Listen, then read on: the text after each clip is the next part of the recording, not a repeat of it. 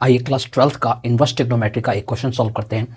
तो यहाँ पे जो क्वेश्चन है उसमें हमें साइन इनवर्स -1/2 का प्रिंसिपल वैल्यू फाइंड करना है। तो देखिए कुछ फॉर्मूले आपको याद रखने होंगे कि sine minus theta minus sine theta होता है और साइन π/6 की जो वैल्यू होती है वो 1/2 होती है। साइन π/6 का मतलब है साइन 30 डिग्री।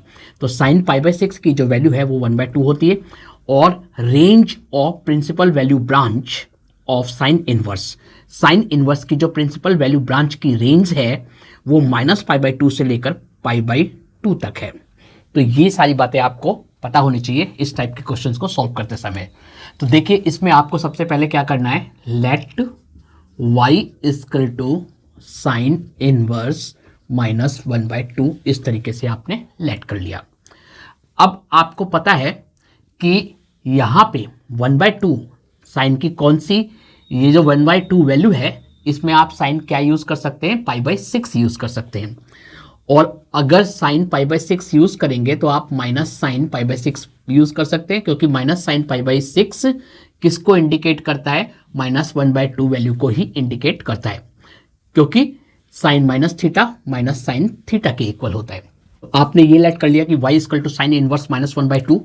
अब आप क्या लिख सकते हैं, साइन y आप लिख सकते हैं साइन y इक्वल टू -1/2। आपको पता है कि जो 1/2 वैल्यू है वो साइन π/6 की होती है और अगर ये वैल्यू -1/2 है तो इसका मतलब माइनस साइन π/6 हो सकता है।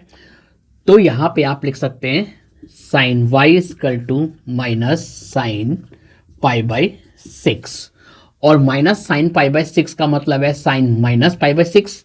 That implies you can write sine y equal to sine minus π/6। अब बोथ साइड आप देख रहे हैं साइन का एंगल इधर भी है लेफ्ट हैंड साइड में और साइन का एंगल राइट हैंड साइड में भी है। तो बोथ साइड को अगर आप कंपेयर करते हो तो साइन दोनों साइड में आपको नजर आता है, तो आप सीधा एंगल को कंपेयर करने पे y इक्वल टू -π/6 आपको गेट हो जाएगा। अब y की वैल्यू -π/6 ली जाएगी या नहीं ली जाएगी ये डिपेंड करता है कि साइन इनवर्स की जो प्रिंसिपल वैल्यू ब्रांच है उसकी रेंज कितनी है। तो उसकी रेंज -π/2 से लेकर π/2 तक है। अब -π/2 से लेकर π/2 के बीच में -π/6 आता है, तो इसका मतलब ये साइन इनवर्स -1/2 की प्रिंसिपल वैल्यू हो सकती है। That's why this is the value of sine inverse -1/2।